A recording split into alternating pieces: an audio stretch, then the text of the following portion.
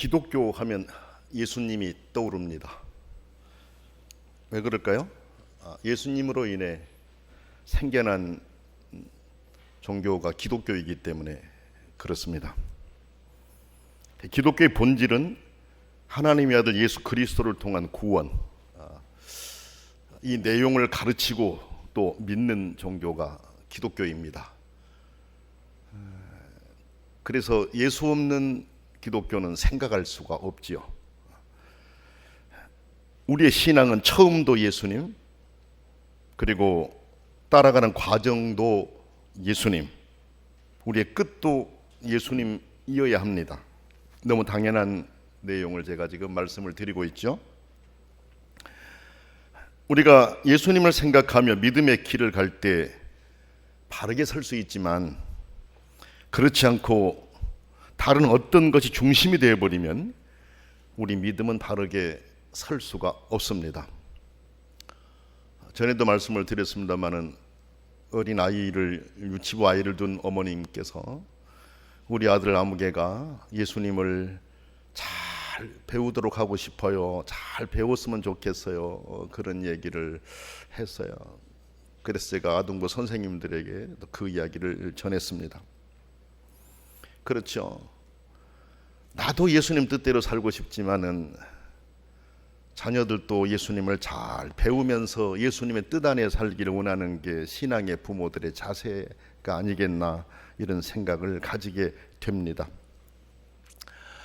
우리가 교회사를 볼 때 여러분, 예수 그리스도의 정신으로 무장하고 믿음의 길을 간 성도들은 그 어떤 과정도 능히 이겨낼 수 있었습니다. 그리고 그 과정을 통해서 교회가 더 든든하게 서갈 수가 있었습니다. 예수님의 정신에 철저하게 무장했던 신앙의 선배들 넘어지지 않았습니다. 숱한 박해, 시련들이 있었지만은 그것들을 믿음으로 이겨냈습니다. 카타콤 같은 그 부분들, 우리가 결국 하나님을 믿고 따르는 과정이 어떤 것인지를 우리로 배우게 해주는 그런 과정이었다, 이렇게 볼 수가 있겠습니다. 반대로 여러분, 교회가 세상에 편승하여서 예수님보다도 다른 가치, 의미를 두었을 때 교회는 많은 어려움에 처했습니다. 전에 어떤 분이 예수 없는 예수교회라는 책을 쓸 정도로 지금 세상이 정말 교회에 대해서 비판도 하고, 교회도 예수님을 전해야 된다고 하지만 실제 교회가 예수님을 얼마나 중심에 두고 예수님을 따르고 있는가, 그렇지 못하다라고 하는 것을 지적하려는 그 한 목사님 또 교수님의 지적이 않았겠나, 이런 생각을 하게 됩니다. 교회가 세상에 편성해 가게 될 때 교회는 정말 어려움에 처하게 돼요. 여러분, 제가 아침에 여러분에게 그 보내드린 또 뭐 문자나 이런 내용들을 혹시 카톡을 통해 받아보았으면은 그게 아주 작은 글씨로 세로로 예수 그리스도의 가치가 이끄는 평화로운 교회 보일락말락 할 겁니다. 아주 작게 이렇게 우리 교회 예수 그리스도의 가치가 이끄는 평화로운 교회. 처음부터 시작할 때 목적이 이끄는 교회가 아닌 가치가 이끄는, 예수 그리스도의 가치가 이끄는 교회라는 거 우리가 마음에 두면서 지금까지 그렇게 예수님의 가치를 생각하면서 예수님의 가치를 따라가는 교회가 되려고 힘쓰고 있고, 성도 여러분들도 그렇게 노력하면서 믿음의 길을 가고 있습니다. 근데 세상에 편승하게 될 때, 예수님의 가치가 아니라 세상에 편승하게 될 때 교회들이 어려움에 처할 수밖에 없어요. 왜 그래요? 예수님 없는 교회는 존재할 수 없기 때문에 그렇습니다. 그러므로 우리는 마치 나침반이 북극성을 향해 끊임없이 긴장하듯이 예수 그리스도를 바라보기 위해서 부단히 힘쓰고 노력을 해야 됩니다. 나침반이 얼마나 긴장합니까? 북극성에서 밀려나지 않으려고, 북극성에 맞춰지기 위해서 얼마나 긴장하는가 여러분이 볼 수 있지 않습니까? 우리 신앙도 그래야 돼요. 예수님에게서 벗어나지 않으려고, 예수님에게서 떠나지 않으려고 정말 잘 긴장하면서 예수님을 바라보고 예수님의 뜻을 따라 살려고 힘써야 된다라는 것입니다. 세상은 우리로 그렇게 하지 못하도록 여러 방향에서 유혹을 하고 우리를 흔들어 버립니다. 우리가 예수 그리스도를 이렇게 정확하게 바라보지 못하게 하려고 세상이 얼마나 우리를 유혹하고 흔드는지 모릅니다. 여러분들도 그런 유혹이라든지 흔들림, 이걸 받아본 적들이 아마 있을 것입니다. 그렇지만 굽히지 않아야 됩니다. 여러분들도 굽히지 않고 그렇게 여러분들의 삶을 흔들어서 예수님을 바라보지 못하게 하려고 한다 할지라도 여러분들은 다시 일어나고 어떻게 해서라도 예수 그리스도를 바라보려고 몸부림치며 지금까지 왔을 것이라 이런 생각을 합니다. 잘한 것입니다. 왜 그렇습니까? 그 길이 생명의 길이기 때문에 그렇습니다. 오늘 말씀도 보게 되면 예수님을 바라보자라고 2절에서 말씀하고 계십니다. 그렇죠? 믿음의 주요 또 온전케 하시는 이인 예수를 바라보자 이렇게 말씀하셨어요. 근데 여러분, 항상 하나님의 말씀을 보게 될 때는 그 한 구절만 갖고 보게 되면은 왜곡되어 해석될 수가 있어요. 근데 그래서 이 말씀에 대해서 전후 문맥을 이렇게 살펴보면서 말씀을 듣게 되면 훨씬 더 풍성하게 깊이 있게 말씀을 들을 수가 있습니다. 근데 오늘 말씀도 보면 앞에서 말씀하신 내용과 연결하여서 들으면 더 의미를 더 많이 헤아려 알 수가 있어요. 10장 32절부터 39절에서 언급되었던 격려와 권고의 내용, 이걸 지금 다시 끄집어내 가지고 보다 상세하게 전개를 하고 있습니다. 그러니까 오늘 12장의 이 내용은 히브리서 10장 32절에서 39절의 내용과 연결해서 보게 되면 이 내용을 더 훨씬 더 잘 알 수 있다라는 말씀입니다. 10장의 그 내용을 보게 되면 이런 내용들이잖아요. 빛을 받은 후 고난의 큰 싸움을 견디어냈던 것을 생각하라. 그렇죠? 예수 그리스도를 믿고 나서 예수 그리스도를 믿고 나면 없어질 것이라고 전혀 그렇게 없을 것으로 생각했던 그런 어려움들, 고난들이 있었단 얘기예요. 그런데 그 고난의 큰 싸움을 견디어낸 거 생각하라. 어려움의 순간에도 오히려 어려움을 당한 자들의 편에 서서 그들과 사귀었던 거, 이거 생각하라고 말씀하고 있어요. 사람이 자신이 어려움에 처해 있어요. 자신이 어려움에 처해 있으니까 이 자신의 문제도 해결하기가 힘들어서 고통 가운데 있다라고 하소연하는데, 오히려 자기와 같이 어려움 당한 자 편에 서서 그들과 함께 하면서 그들과 손을 잡고 그 과정을 견뎌내고 이겨냈던 거, 히브리서를 받은 성도들이 바로 그렇게 했다라는 것입니다.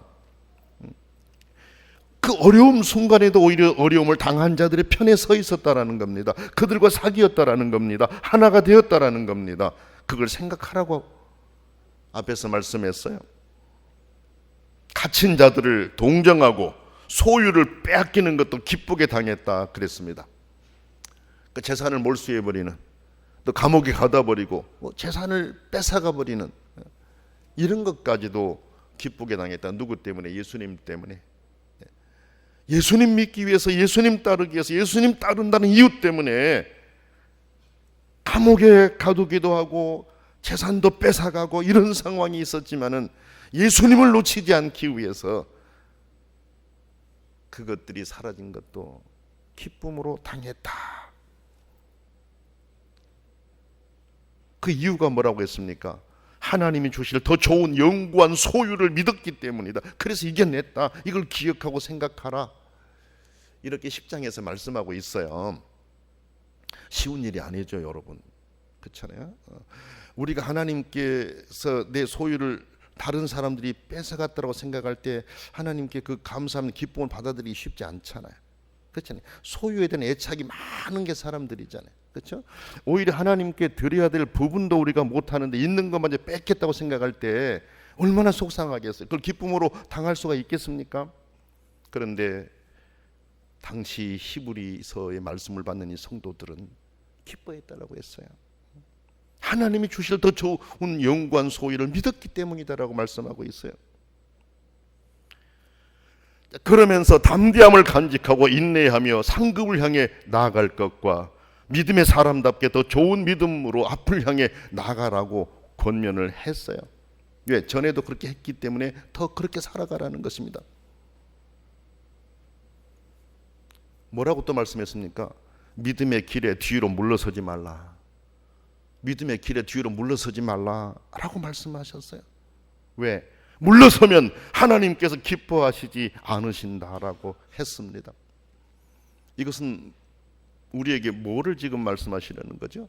믿음의 길에 물러서도록 유혹받을 수가 있고 물러서는 자들이 있다라는 거잖아요.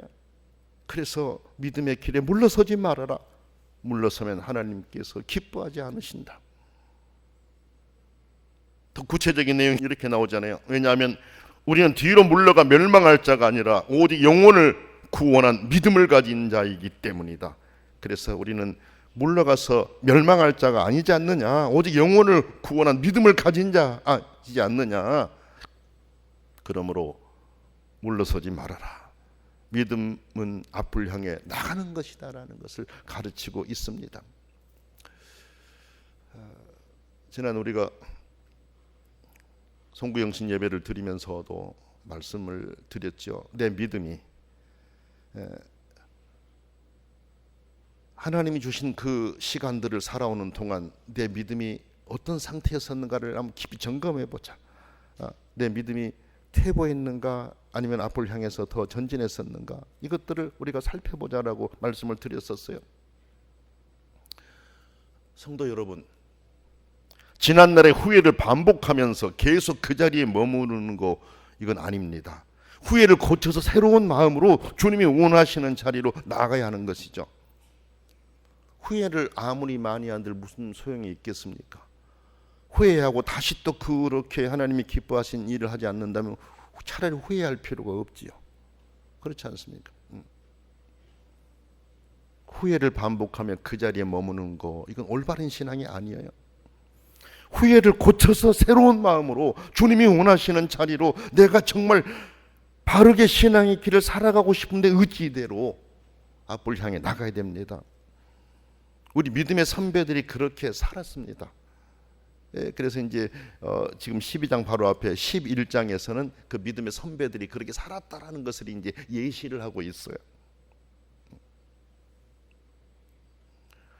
우리는 바르게 산 믿음의 선배들의 신앙을 배워야 합니다. 그래서 신앙의 전통이라고 하는 것이 그렇게 중요합니다.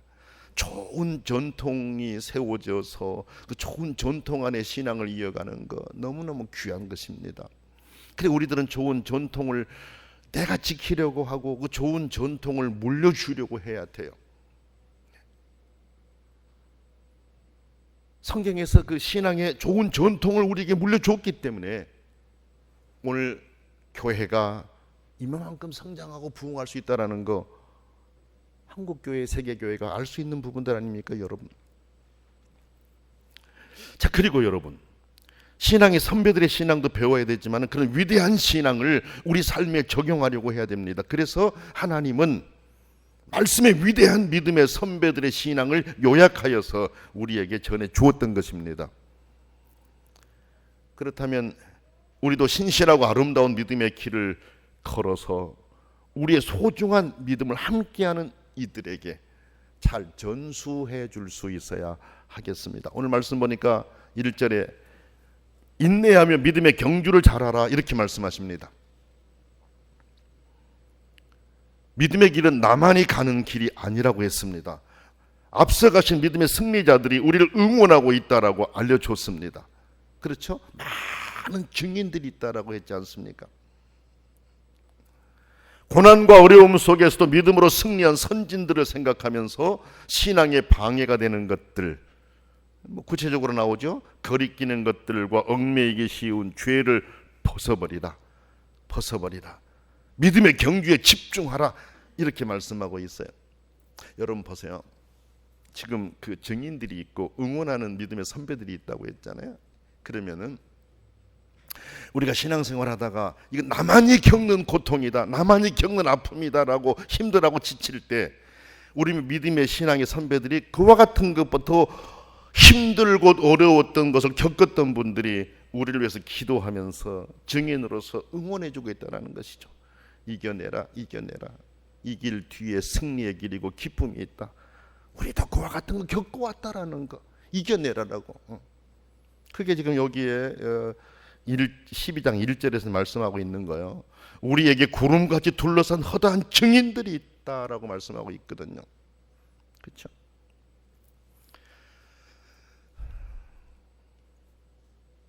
거리끼는 거, 얽매이기 쉬운 죄 다 내버리고 믿음의 경주에 집중하면서 신앙의 길을 가야 하겠습니다. 여러분, 신앙은 그냥 걸어가는 과정이 아니라고 했어요. 경주라고 했습니다. 경주. 경주라는 표현을 쓰고 있지 않습니까? 여러분, 경주라고 하는 것은요, 규칙이 있고 질서가 있고 상급이 있습니다. 네, 그렇죠. 그래서 그 상급을 얻기 위해서 경주에 참여하는 것이잖아요. 믿음의 길도 그와 같다라고 경주를 말씀하고 있어요. 가끔 이제 그 올림픽이라든지 이런 그 대회 선수들이 자기들이 거기에 참여하기 위해서, 국가대표로 뽑히기 위해서, 또 국가대표를 유지하기 위해서 얼마나 많은 노력을 했는가를 이렇게 들려준 내용들을 본 적이 있었어요. 때로는 살을 감량하기 위해서, 때로는 살을 찌우기 위해서 그 체급을 유지하려고 더 많이 먹는다라는 것이죠. 거기에서 내가 적게 먹고 살이 빠져버리면 그 체급이 유지되지 않으면 탈락될 수 있으니까.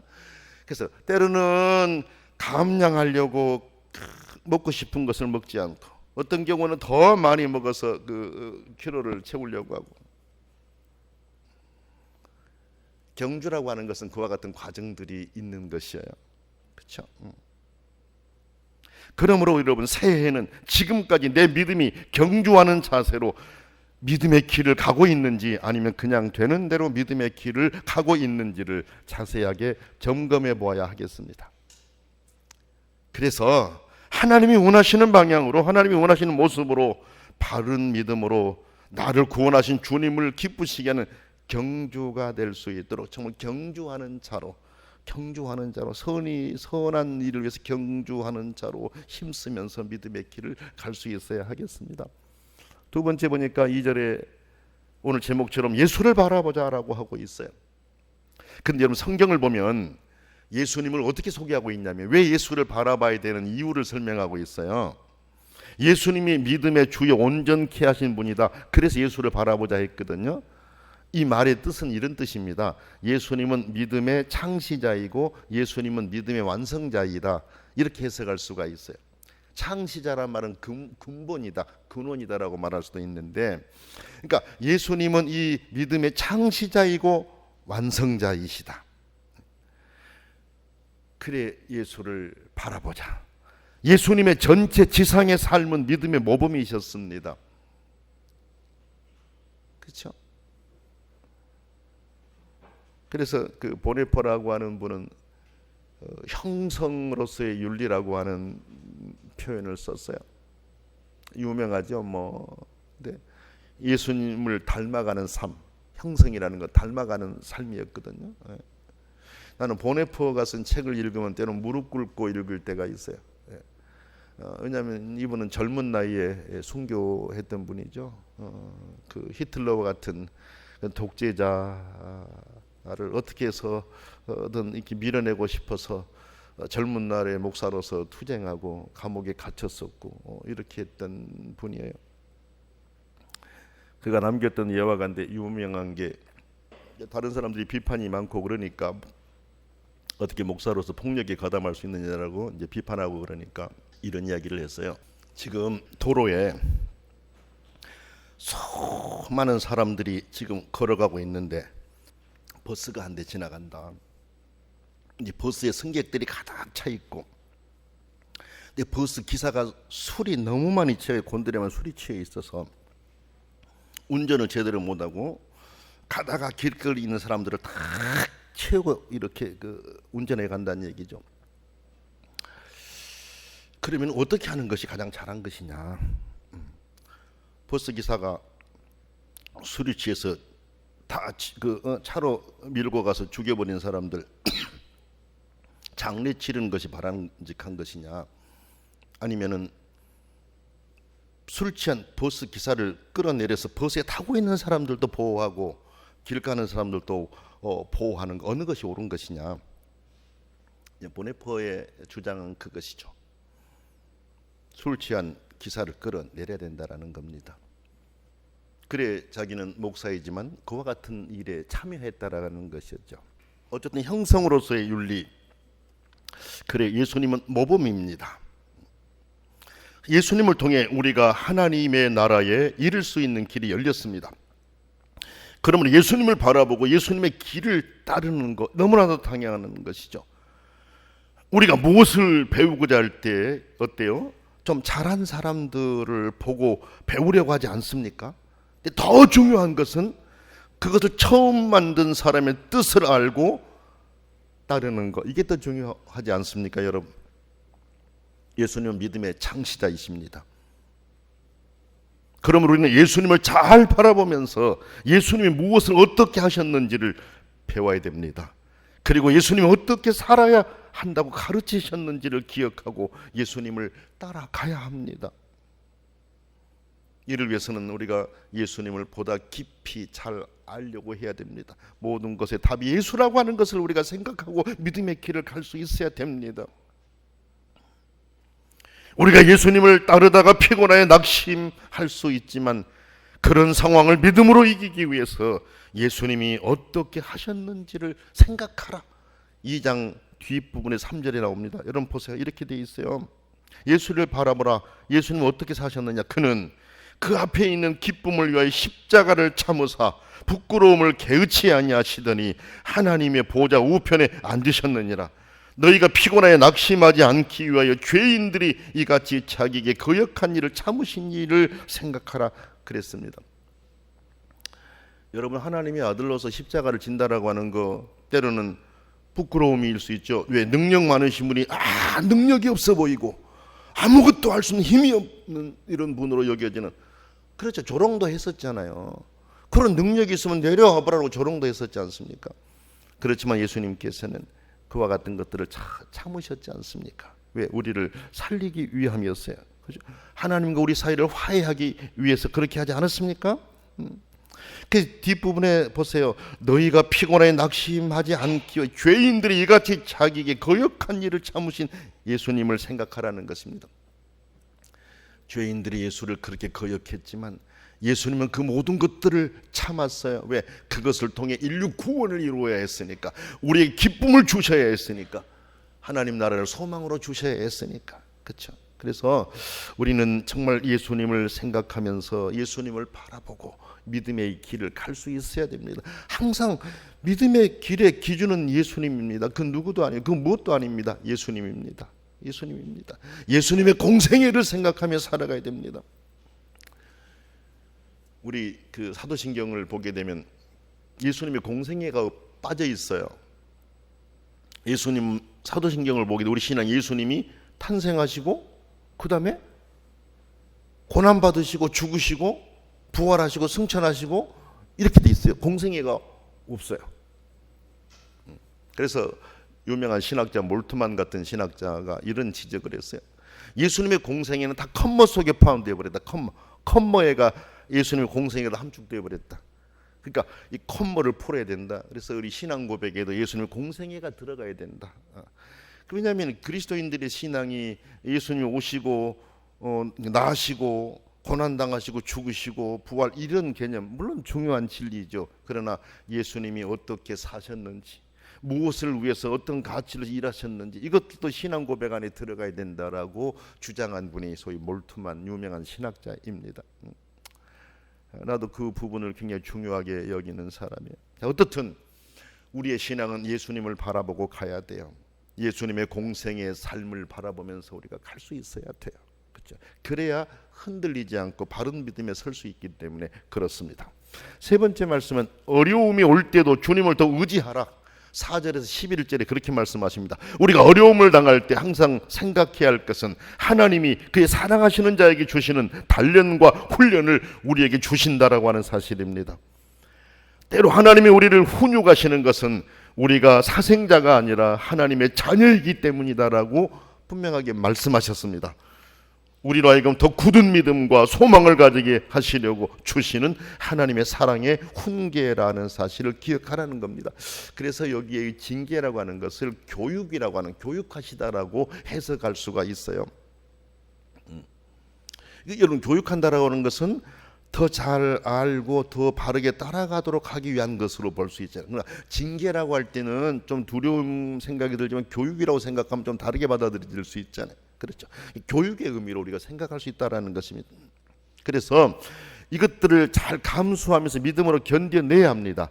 자, 성경을 보니까 그런 훈계는 우리의 유익을 위하여 그의 거룩하심에 참여하게 하신다 그랬어요.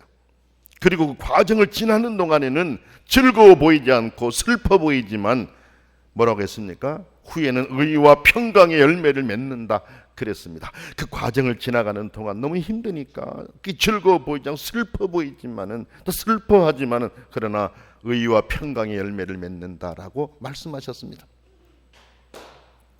하나님의 약속입니다. 그 약속을 기대하면서 우리가 지나가는 과정을 믿음으로 잘 이겨갈 수 있어야 하겠습니다. 평화로운 교회 성도 여러분, 하나님은 큰 꿈을 가득 담은 2023년 새해를 우리에게 선물로 주셨습니다. 이제 우리는 전에 잘했던 것들은 이어가고 더욱 바른 믿음에 서도록 힘쓰는 성도들이 되어야 하겠습니다.